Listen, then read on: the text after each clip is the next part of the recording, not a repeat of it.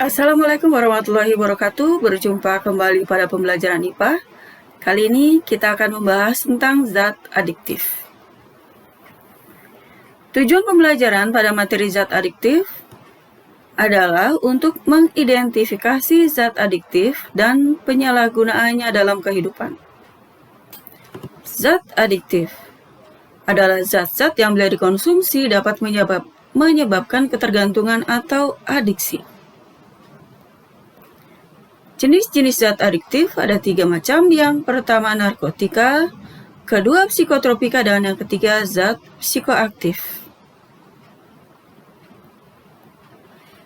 Narkotika adalah zat atau obat yang berasal dari tanaman atau bukan tanaman yang dapat menurunkan kesadaran, merubah kesadaran, penghilang nyeri, dan menyebabkan ketergantungan atau adiksi. Jenis-jenis narkotika berdasarkan jenis ketergantungannya. Golongan pertama ada heroin, putau, kokain, ganja, opium, dan ekstasi. Golongan kedua ada morfin, petidin, metadon, dan fentanyl. Golongan ketiga ada kodein, buprenorfin, propiram, dan polkodina.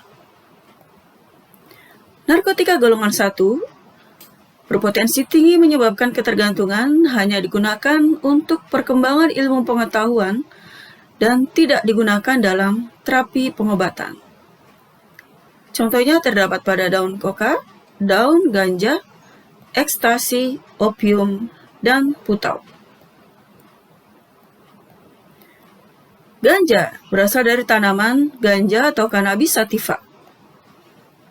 Efeknya bila disalahgunakan dapat menyebabkan euforia atau gembira berlebihan, mata merah dan tidak tahan cahaya, badan kurus, susah makan, dan menyebabkan daya tahan tubuh lemah, aliran darah terganggu, saraf terganggu, dan ketagihan. Opium, nama lainnya ada candu, morfin, heroin, dan putau. Berasal dari tanaman opium. Menyebabkan euforia, menghilangkan nyeri, mengganggu menstruasi, dan gangguan reproduksi pada pria dan wanita. Kokain dari tanaman koka atau Erythrocylum coco. Getahnya dapat dipakai sebagai obat bius atau anestesi. Dapat meningkatkan stamina, menyebabkan orang yang mengkonsumsinya menjadi suka berbicara, detak jantung bertambah, dan menyebabkan demam, nyeri, dan muntah. Selain itu, kokain juga menyebabkan anemia dan depresi. Zat sedatif atau hipnotika terdapat pada pil BK dan megadon sebagai obat penenang, menyebabkan gelisah, mengantuk, daya pikir menurun, berbicara dan tindakan melambat. Narkotika golongan kedua berpotensi tinggi menyebabkan ketergantungan, digunakan dalam perkembangan ilmu pengetahuan dan digunakan dalam terapi. Terdapat dalam morfin, metadon, fentanyl, petidin. Narkotika golongan ketiga berpotensi ringan menyebabkan ketergantungan, digunakan untuk perkembangan ilmu pengetahuan dan digunakan dalam terapi pengobatan. Terdapat dalam kodein, buprenorfin. Jenis-jenis narkotika berdasarkan bahan pembuatnya. Secara alami, berasal dari ganja, tanaman opium, dan kokain. Semi-sintetis menjadi morfin, heroin, dan kodein. Sintetis atau buatan. Contohnya amfetamin, metadon, dan dexamfetamin. Bahaya narkotika bagi kesehatan menyebabkan dehidrasi karena berkurangnya keseimbangan cairan elektrolit di dalam tubuh, menyebabkan halusinasi, kejang-kejang, dan sesak napas. Halusinasi, contoh gangguan mental dan depresi. Kemudian penurunan kesadaran, menyebabkan perubahan perilaku dan kebingungan. Yang terakhir dapat menyebabkan kematian bila dosis tinggi, sehingga menyebabkan tubuh kejang-kejang dan menyebabkan kematian. Psikotropika, zat atau obat yang bekerja menurunkan fungsi otak serta merangsang susunan saraf pusat, menyebabkan perubahan mental dan perilaku, gangguan berpikir, menyebabkan kecanduan, halusinasi, dan ilusi. Psikotropika jenis pertama, ada ekstasi, LSD, STP atau DOM. Kemudian jenis kedua ada amfetamin, metamfetamin, phencyclidine, dan Ritalin. Jenis ketiga ada pentobarbital, flunitrazepam. Jenis keempat ada diazepam, clobazam, fenobarbital, barbital, clorazepam, dan nitrazepam. Zat psikoaktif, contohnya ada nikotin, terdapat dalam rokok, kafein dalam kopi, alkohol, hidrokarbon, senyawa hidrokarbon, contohnya beberapa orang sangat suka mencium bau-bau bensin, kemudian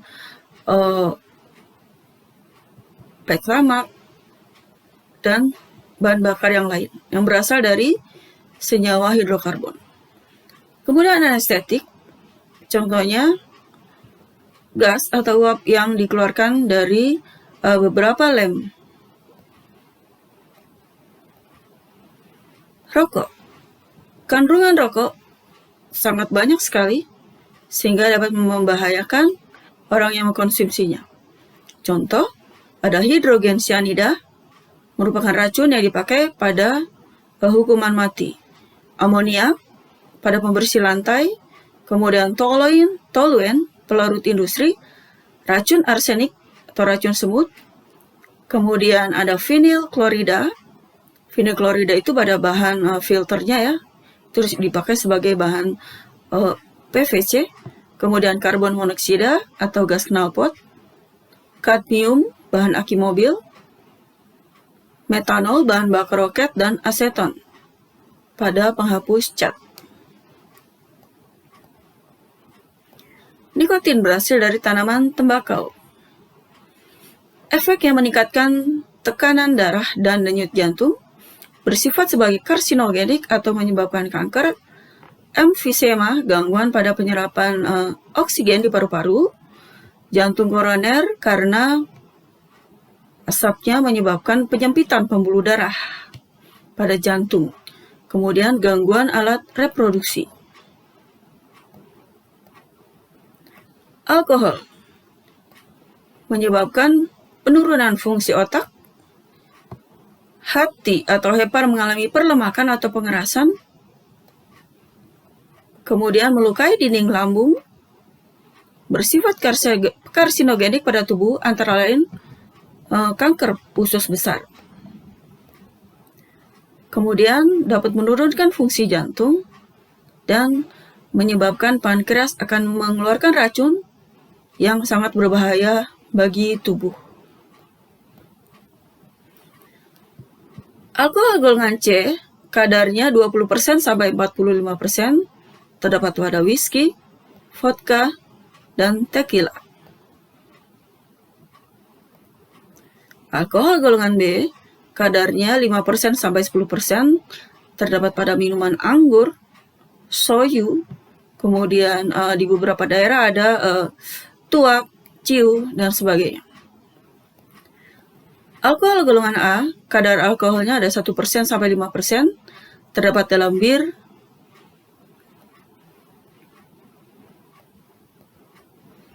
dampak penggunaan zat adiktif. Menyebabkan euforia, jantung berdebar, tekanan darah meningkat, gangguan jiwa, dan gangguan pernapasan. Kemudian menyebabkan kanker paru disebabkan karena penyempitan pembuluh darah, penyakit jantung, kemudian hipertensi, kerusakan hati, syaraf jantung, otak, paru-paru, dan ginjal. Kemudian menyebabkan denyut jantung meningkat, sembelit. Selain itu, zat adiktif juga menyebabkan pecandunya menjadi percaya diri, gangguan sistem imun atau kekebalan tubuh, halusinasi, anemia, dan gangguan jiwa.